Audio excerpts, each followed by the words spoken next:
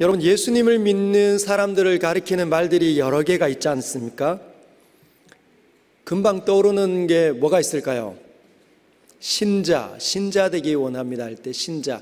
예수 믿는 사람들을 가리켜 신자라고 합니다. 왜? 믿는 사람들이니까. 또 뭐가 있겠습니까? 성도. 네, 성도. 성도의 뜻은 뭡니까? 거룩한 사람들. 정말 예수님을 만난 적이 있어서 예수님으로부터 오는 그 거룩함이 그 사람의 영혼과 육체 가운데 스며 들어와 있는 사람, 거룩한 사람. 그래서 성도라고 말합니다. 또 뭐가 있겠습니까? 그리스도인. 네, 그리스도인. 영어로 말하면 크리스찬. 그리스도처럼 생각하고 그리스도처럼 말을 하고 행동하는 사람을 가리켜 그리스도인이라고 이야기합니다. 여러분들은 어떤 말이 여러분에게 가장 적합하다고 생각하십니까? 성도입니까? 신자입니까? 아니면 그리스도인입니까? 오늘 예수님께서는 또 다른 말씀을 우리에게 하십니다. 본문에 드러나 있는 것은 13절과 14절에 보면 너희는 세상의 소금이니, 우리를 가리켜 세상의 소금이라고 예수께서 직접 말씀하셨습니다. 또 하나는 너희는 세상의 빛이다. 많은 사람들이 신자, 성도, 그리스도인 이야기하지만 예수님께서는 우리를 가리켜 너희는 세상의 소금이요 빛이다 라고 말씀하신다는 거죠. 이 소금과 빛은 우리의 정체성과 우리가 하는 역할을 말해주는 것 같습니다. 여기에서 오늘 본문을 해석하기 위해서 중요한 질문 하나를 여러분에게 하겠습니다. 여러분은 정말 누구이십니까? 여러분의 정체성은 누구입니까? 진짜 예수님을 믿는 사람입니까? 아니면 방관자입니까? 주님을 알기 위해서 찾아온 사람들입니까? 아니면 진짜 예수님을 만나서 예수님을 따르는 사람들입니까? 여러분, 천국 들어와 있습니까? 천국, 하나님의 나라 경험하고 있습니까? 오늘 주님께서는 예수님을 따라왔던 수많은 사람들을 향하여서 팔복의 이 복음을 말씀하셨습니다. 그것이 하나님 나라의 복 아닙니까? 팔복, 누가 들었을까요? 어떤 사람들이 나왔을까요? 예수님께서 드디어 수많은 병자들과 귀신 들린 사람들을 쫓아내고 하나님의 약속의 말씀들을 세상에 전하면서 수많은 사람들이 몰려왔는데 그곳에서는 이미 하나님을 알고 있었던 제사장들, 바리새인들, 성경에 능통한 사람들, 그 성경을 자유자재로 설교하고 가르쳤던 사람들이 예수님을 만나러 예수님이 진짜 누구이신지 보러 왔습니다. 그 가운데는 가난한 사람들도 있었고 부자들도 있었고 명성이 있는 사람이 있었고 명성이 없는 그냥 평범한 사람들도 많았습니다.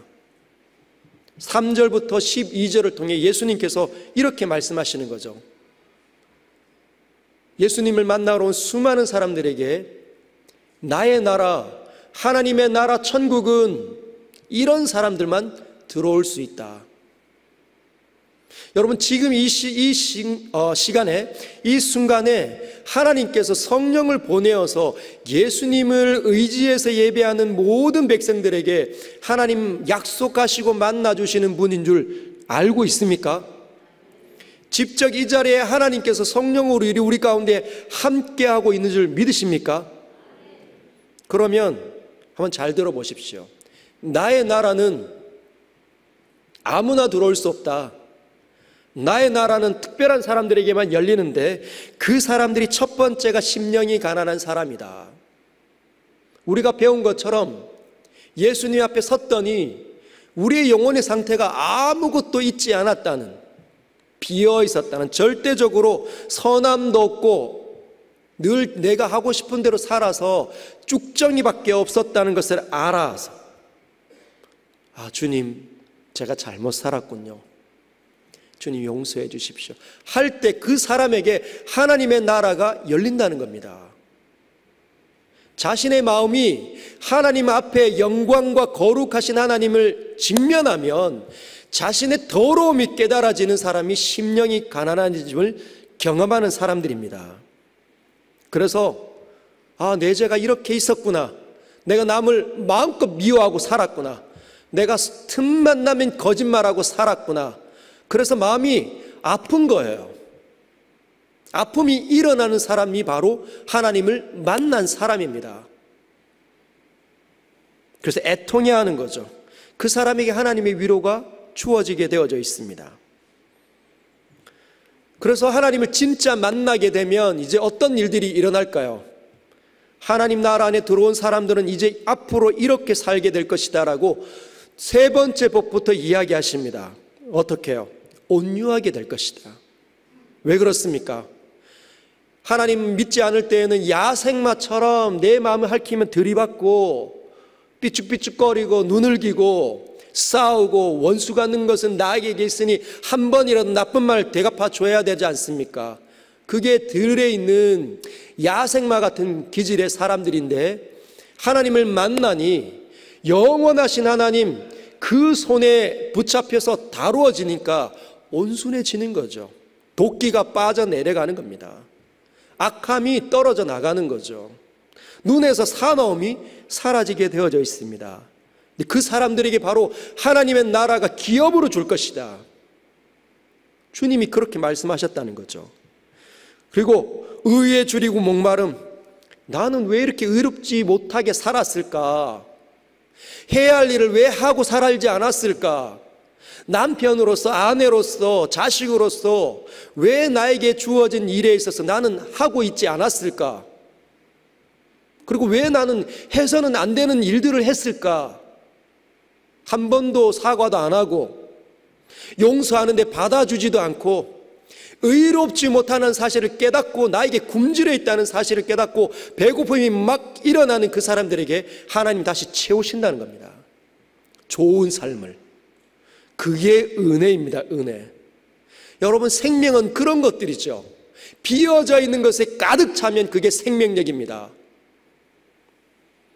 그리고 하나님이 나를 불쌍히 여기셨다는 사실을 깨닫고 남편을 드디어 불쌍히 여기는 겁니다. 그래, 내가 정말 하나님 모를 때 마음대로 하고 살았는데 이것이 하나님께 고통이었구나, 그 사실을 깨달을 때, 하나님으로부터 오는 모든 용서함이 엄청난 긍휼임을 깨달을 때, 그때 비로소 남편 별것 아닌 거로 맨날 삐져서 대갚아 주려고 했을 때 긍휼함이 일어나 남편을, 비로소 아내를 받아줄 수 있는 거라는 거죠. 부모님을 그때 비로소 받아낼 수 있습니다. 그리고 샬롬을 갖고 가는 겁니다. 깨어지는 것을 보면 견딜 수 없습니다.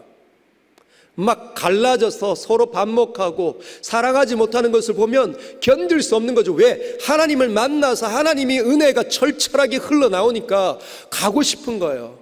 가서 말해주고 싶고, 그렇게 하지 말라고 말리고 싶은 거죠. 샬림을 일으키려고 합니다. 그 사람들이 바로 하나님의 아들임을 일컬음 받는다라고 말씀하십니다. 그리고 마음에 늘 죄악이 얼룩질 때마다 견딜 수 없습니다. 하나님 앞에 앉아서 우는 거죠. 저는 오늘도 실수했습니다. 지난주도 이렇게 예배당에 앉아서 한 주를 반성해 보니 나를 구원하신 하나님 앞에 예배 드릴 수 없다는 사실을 깨닫는 겁니다. 싸웠고 미워했고 다퉜다는 사실이 불일 듯 일어나니까, 여러분, 거룩하신 하나님 앞에 서면 그게 다 이렇게 떠오르게 되어져 있습니다. 그래서 하나님 앞에 회개하는 거죠. 청소의 달인이 됩니다. 번개같이 더러워지면 그걸 걸레로 닦아내는 거죠. 그리고 예수님 때문에 기꺼이 고난받으러 들어갑니다. 한 번 살지 두 번 사나, 하나님을 위해서 살면 그것이 가장 복된 삶이지 라고 판단 내리고 고난받는 자리 들어가는 거죠. 그래서 수고와 희생과 섬김을 그들이 해냅니다. 왜냐하면 하나님을 만났기 때문이에요. 예수님을 제대로 만나면 그런 일이 일어납니다. 여러분은 진짜 예수님을 만났습니까? 여러분 삶을 한번 점검해 보십시오. 혹시 예배에 오기만 하면 졸리고 무슨 말 하는지 하나도 모르겠고 깨달으면 답답하고 강요하는 것 같고 나는 그렇게 안 살고 싶고, 그렇다면 막 숨이 탁 막힐 수 있습니다. 오늘 이 본문을 받을 때 충격으로 올 수 있다는 거죠. 어쩌면은 그런 마음이 갑갑하고 답답하고 이런 마음이 들면 인생 속에서, 자신의 시간의 역사 속에서 하나님을 제대로 만난 적이 없는 사람일 수 있다는 거예요. 자신을 돌아봐야 합니다. 이 시간은 아무에게나 주어지는 게 아니에요. 영원하신 하나님의 손에서 여러분에게 선물로 주어지는 귀하고 복된 시간입니다. 말씀이 열리는 것, 하나님의 임재 가운데 있는 예배 가운데 참석하는 것은 아무에게나 주어지는 게 아닌 것이죠. 그래서 내 자신을 돌아봐야 합니다. 포지셔닝 해야 한다는 거죠. 경영학 할 때, 사업을 맡았을 때 가장 먼저 해야 되는 건 뭐냐면 포지셔닝입니다. 우리 회사가 어느 위치에 있는지, 우리 회사가 지금 죽어가고 있는지 살아나고 있는지, 그래서 무엇을 해야 하는지 판단이 되어지는 거죠. 그게 지혜입니다. 지혜. 여러분은 지금 어떤 상태인지 여러분은 점검하셔야 합니다. 제대로 만난 사람이 아니다면 뛰쳐나와야 되는 거죠. 그 자리를 박차고 나와서 하나님을 제대로 만나는 그 일을 해내야 합니다. 숨이 팍 차오르고 부담스럽고 갑갑하고 이 팔복을 어떻게 할 수 있나? 주님은 이렇게 말씀하신 겁니다. 너희는 세상의 소금과 빛이다. 그래서 16절에 이같이 너희 빛이 사람 앞에 비치게 하여 그들로 착한 행실을 보고 하늘에 계신 너희의 아버지께 영광을 돌리게 하라. 근데 못하겠는 거예요. 부담스럽고. 그러면 주님을 진짜 만난 적이 없거나 아니면 만났는데 제대로 된 가르침을 그동안 못 받아서 영적인 유아기로 오랫동안 머물러 있을 수도 있습니다. 또는 제대로 만났는데 과거에는 그렇게 진짜 살아냈는데 세상에 살다 보니 그 시끄러운 소리에 파묻혀 영향을 받다 보니 온갖 때가 묻어서 어두워진 거죠. 그래서 하나님의 이 말들이 부담스러워지는 겁니다. 오늘 이 말씀을 듣는 여기에 있는 모든 성도들에게 하나님의 새로운 음성이 들려주시길 주님의 이름으로 축복합니다. 여러분, 누구나 봤을 때 부담스러운, 긍휼히 여길 때 긍휼히 여겨야 되고 온순해져야 되고 자신 안에 있는 더러운 것들을 미워야 되고 애통해야 하며 하나님을 보기 위해서 애를 쓰는 그 일들이 우리에게 부담스럽지 않고 주님이 가능한 이유를 말씀하십니다. 왜 그럴까요? 왜 이 모든 일들이 고난 하나 받고 싶어 하지 않아서 도망가는 그 사람들에게 고난 그거 별것 아니야, 쉽게 일어날 수 있어라고 주님이 말씀하시는 이유는 무엇일까요? 한번 따라하겠습니다. 정체성이 바뀌었기 때문이다. 저와 여러분들이 바뀌었기 때문입니다. 죄인의 신분에서 하나님을 믿는 하나님의 자녀의 신분으로 바뀌었기 때문이에요. 오늘 본문을 가만히 들여다보면 13절과 14절에 너희는 세상의 소금이니 너희는 세상의 빛이라 라고 말씀하시는데 예수님께서 너희는 세상의 소금과 빛이 될 것이다 라고 말씀하지 않으셨어요. 미래적으로 앞으로 언젠가는 될 거야 라고 말씀하지 않습니다. 그리고 너희는 세상의 소금과 빛이 되어야만 한다 이렇게 말씀하고 있지도 않아요. 뭐라고 말씀하십니까? 너희는 세상의 소금이요 빛이다. 이미 세상의 소금과 빛이다라고 말씀하고 있는 겁니다. 주님을 진짜 만났으면, 심령이 가난한 짐이 일어나서 주님을 만나서 예수님의 십자가가 내 사건이 되고 내 모든 더러움이 예수님에게 가져갔고, 그래서 주님이 사랑스럽고 주의 모든 기준들이 내 삶의 판단 기준이 된다면 그는 이미 소금과 빛이라는 겁니다. 근데 아직 안 살아난 사람들, 자신이 하나님을 경험한 사람이 없다는 그 사람들은 아직 소금과 빛이 아닙니다. 그래서 팔복이 부담스러워요. 심령이 가난해짐을 경험하지 못한 사람들, 내가 죄인인가? 내가 그토록 진짜 지옥에 갈 만큼 그런 나쁜 사람인가? 그렇게 생각한다면 그는 심령이 가난해짐이 뭔지를 모르는 분입니다. 내가 하나님께 그렇게 고통스러운 존재였나? 그걸 모르면 하나님 나라가 열리지 않은 거예요. 여러분, 저를 한번 보십시오. 여러분, 제가 지옥에 갈 만큼 나빠 보입니까? 여러분, 제가 지옥에 딱 어울리게 생겼습니까? 착하게 생긴 죄인이죠. 여러분, 저에게서 예수 그리스도가 딱 제거되는 순간 저는 압니다. 지옥에 딱 맞는 사람임을 딱 알고 있습니다.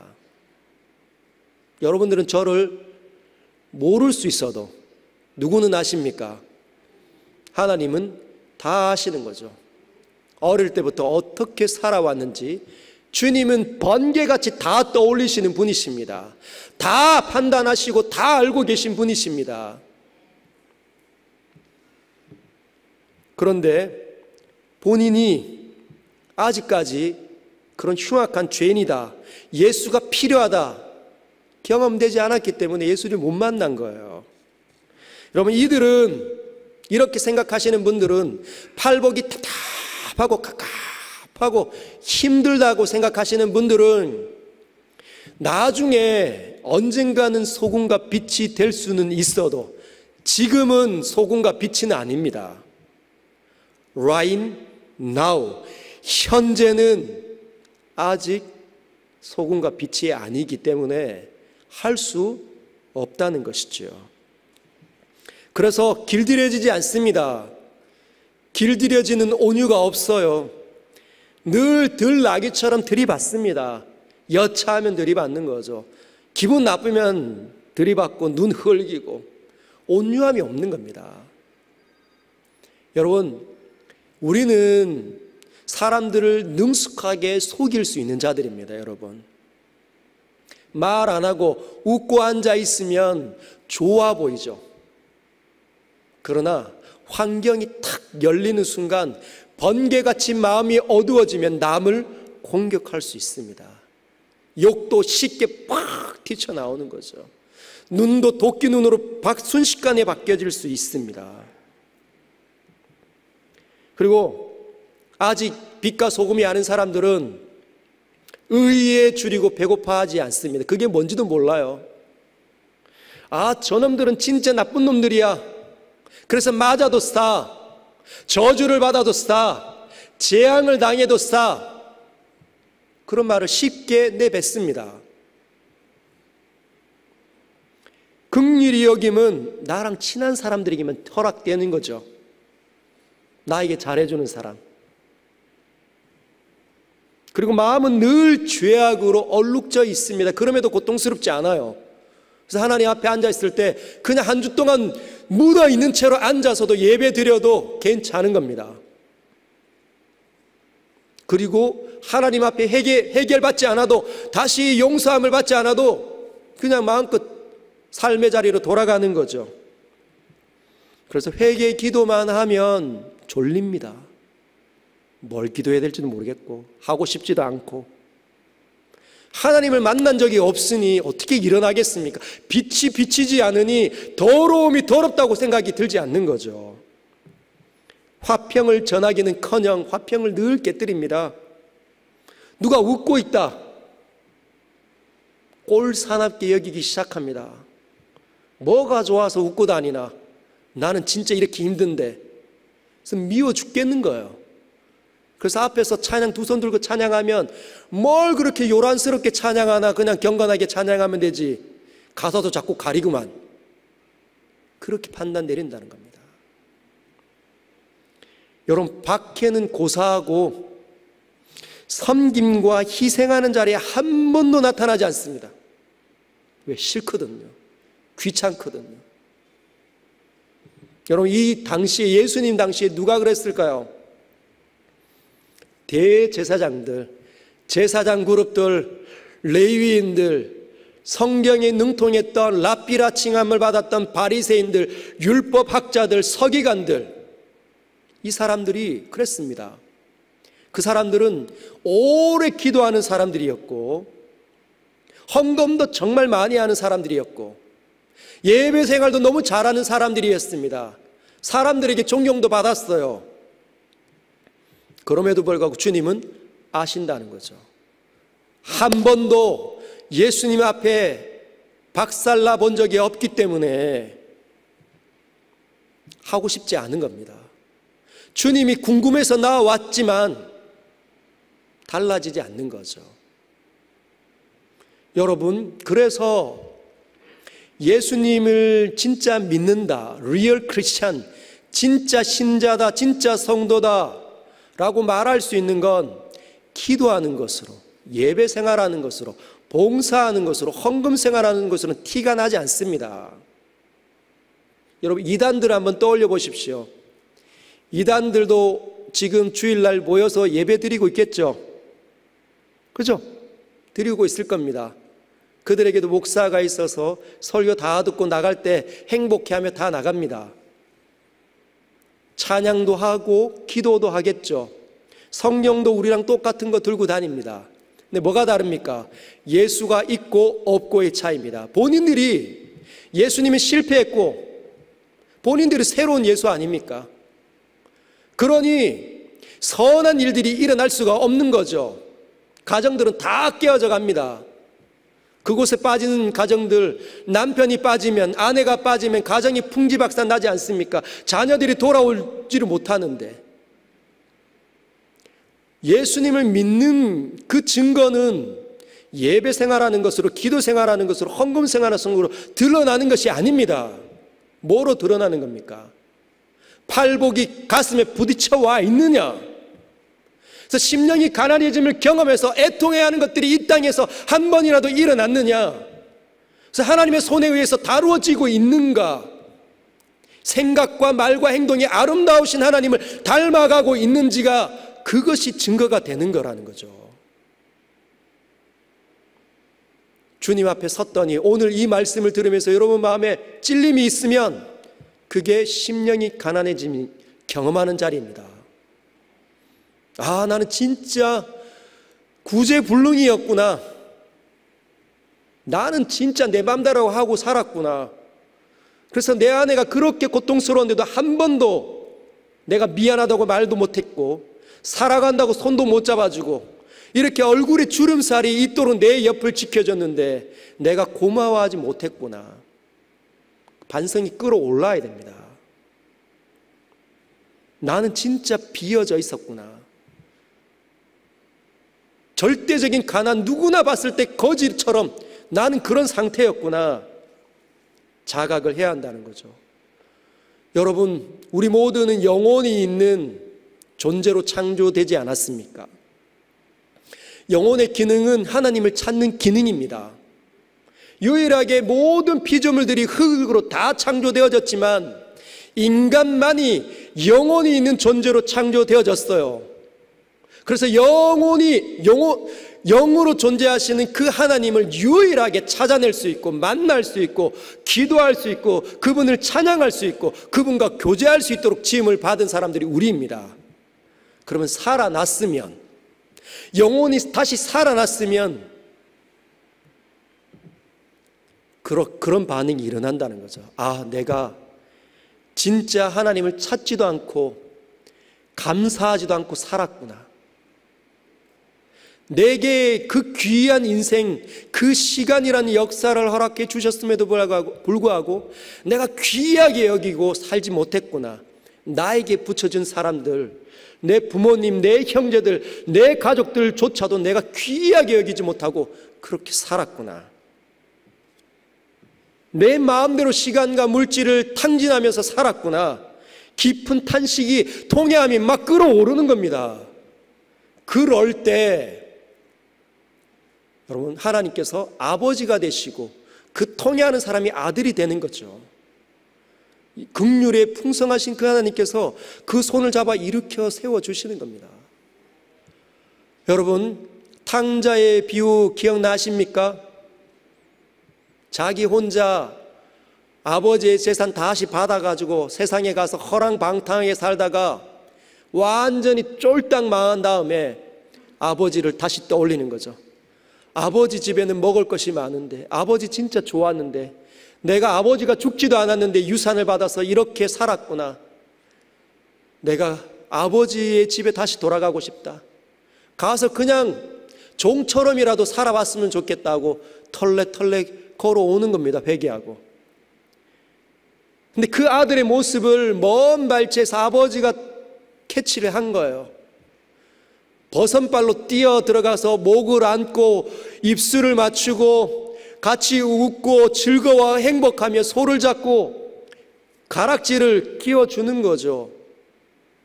그게 바로 하나님을 만난 사람들에게서 있는 그 은혜의 증표들입니다. 이들이 바로 천국이 열린 것이고 하나님의 나라가 열려 있습니다.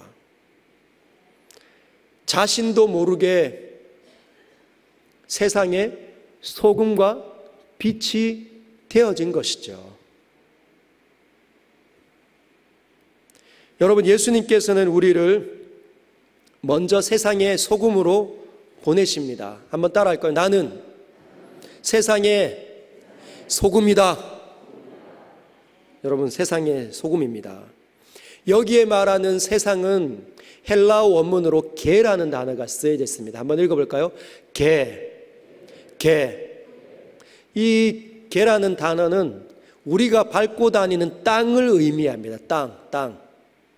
다시 천국을 경험하고 하나님 나라를 경험한 사람들은 우리가 밟고 다니는 이 세상으로 다시 보냄을 받습니다. 자기가 살아왔던 그 세상으로 다시 들어가야 됩니다. 그 세상이 어떤 곳입니까?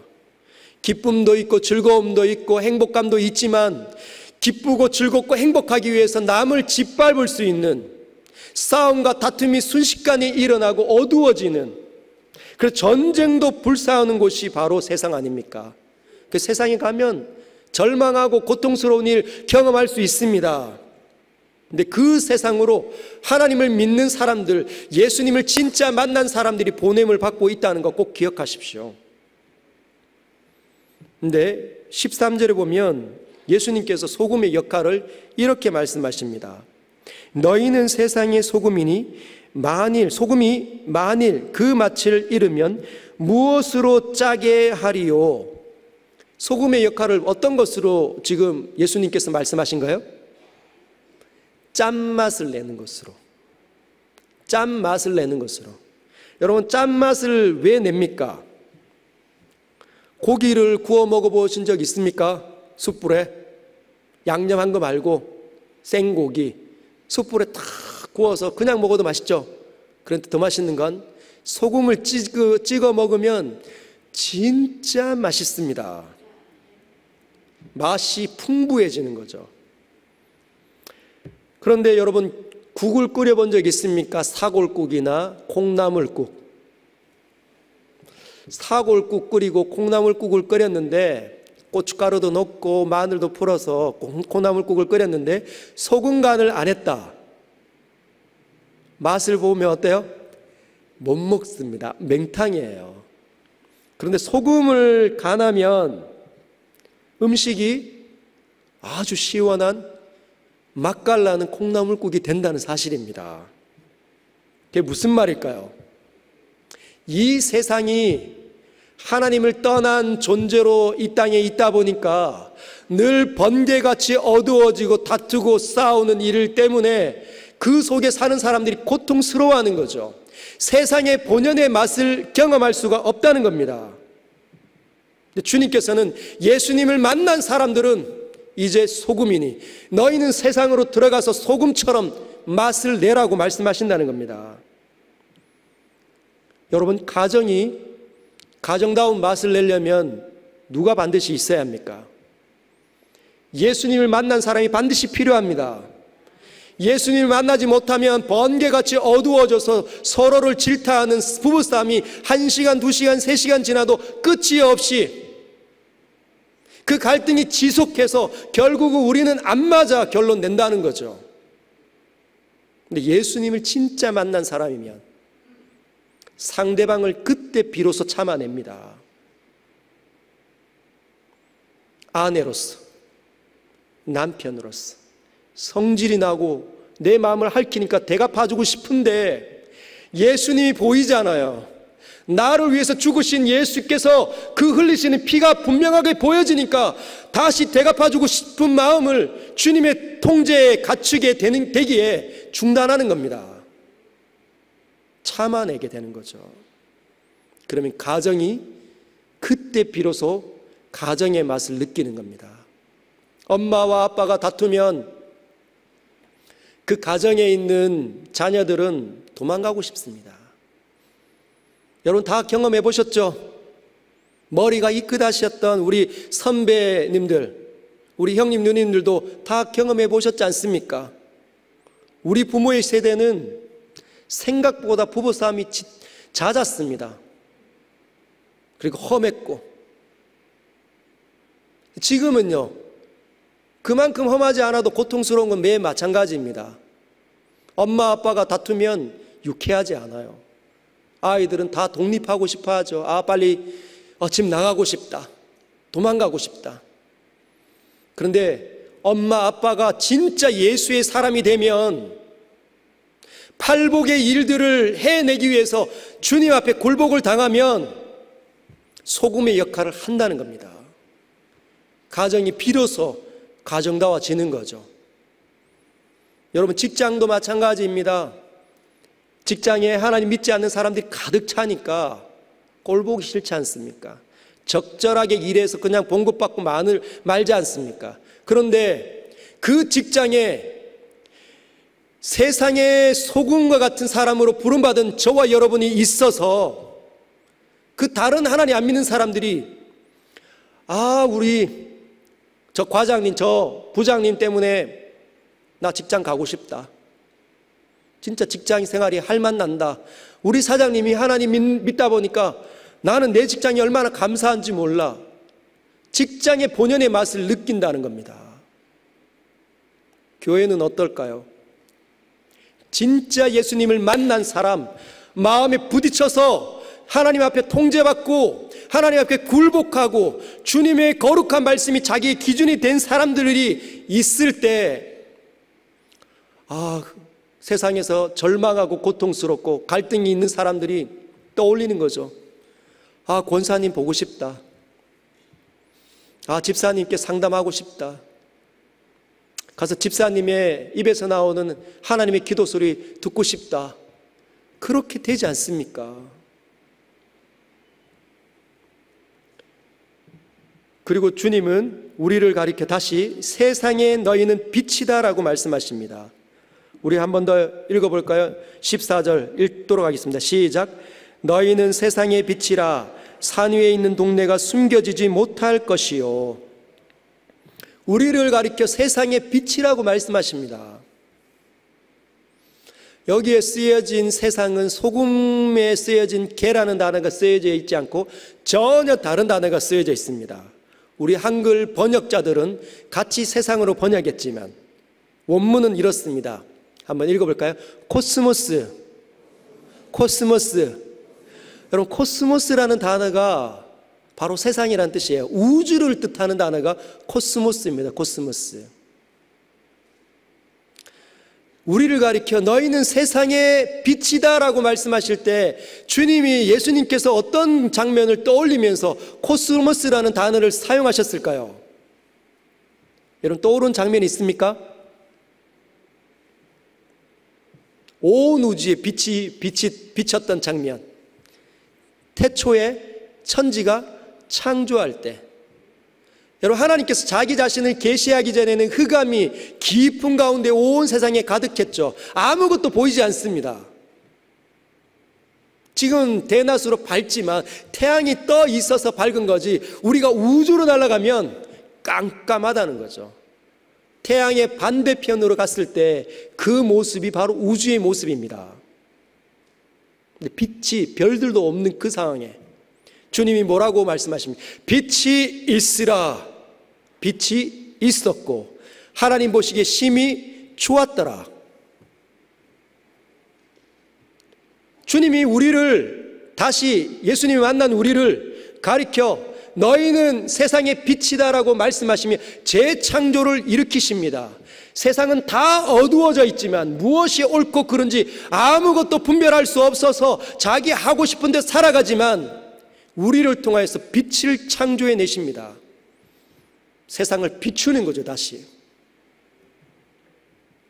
깜깜한 우주에 무엇이 더럽고 추악한 것인지 서로 원수 맺고 싸우고 분을 내고 이런 것이 얼마나 추한 것인지 주님이 우리를 통해서 세상을 비추고 싶어 하신다는 겁니다.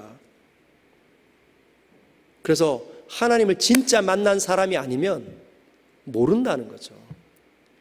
이 팔복이 얼마나 위대한지 모르고 그냥 넘어가는 겁니다. 답답하고 깝깝하고 부담스럽고 한 번도 안 살아도 마음에 애통함도 일어나지 않습니다.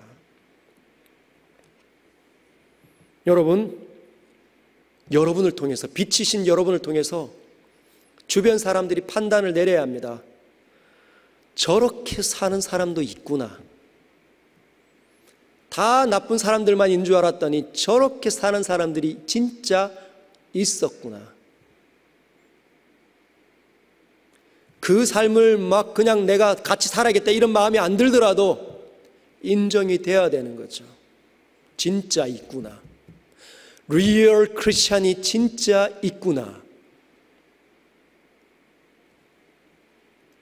여러분 제가 오늘 본문을 묵상하면서 한 주 동안 집요하게 제가 우리 묵상학교 학생들에게 200명 되는 그 학생들에게 늘 강조하는 게 있습니다. 하나님의 말씀을 어떻게 읽어야 되냐?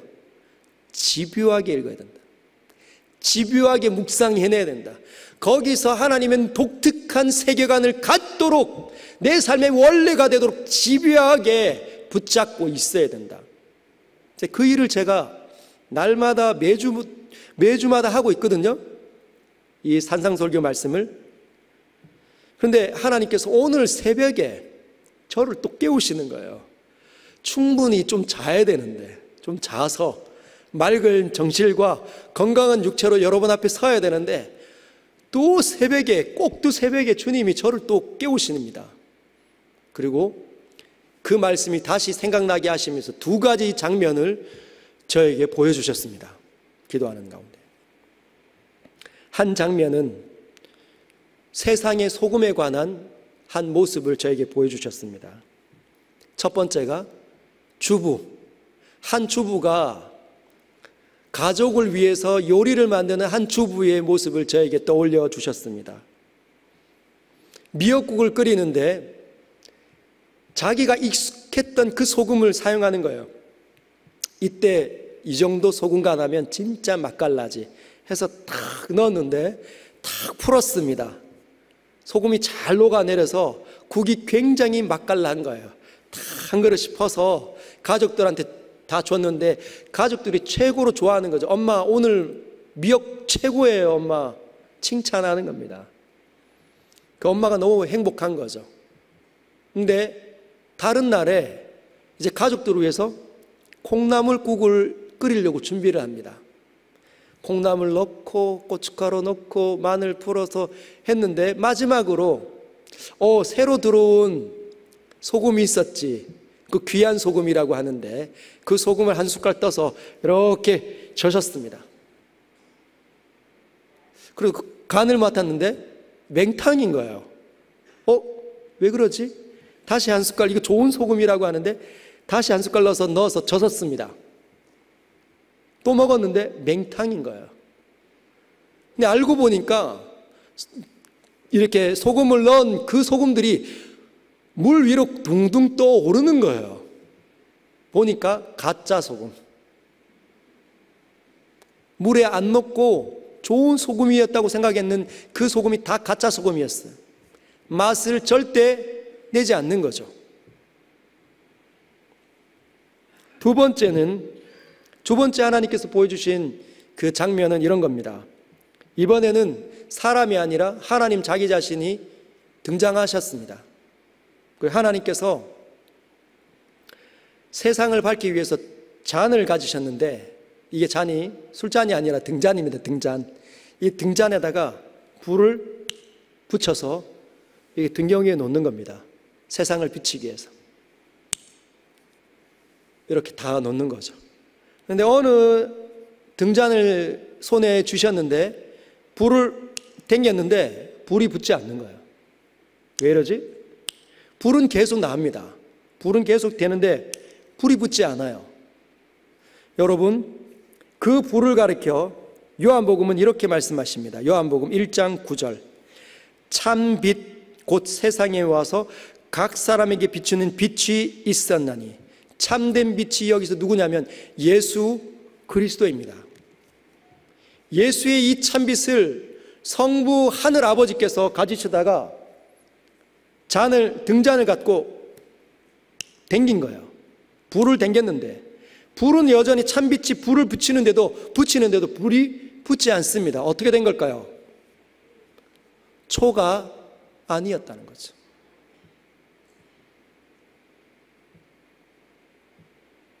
초가 아니었습니다.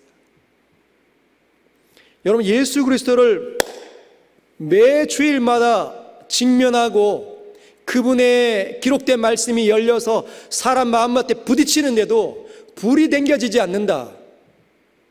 그럼 빛이 아닌 겁니다. 그래서 어디 가도 그 사람을 통해 밝아지지 않는 거예요. 내가 오래된 신앙생활을 해도 헌금과 봉사로 탁월해도 주님과는 아무 상관이 없는 사람으로 살아갈 수 있다는 거예요.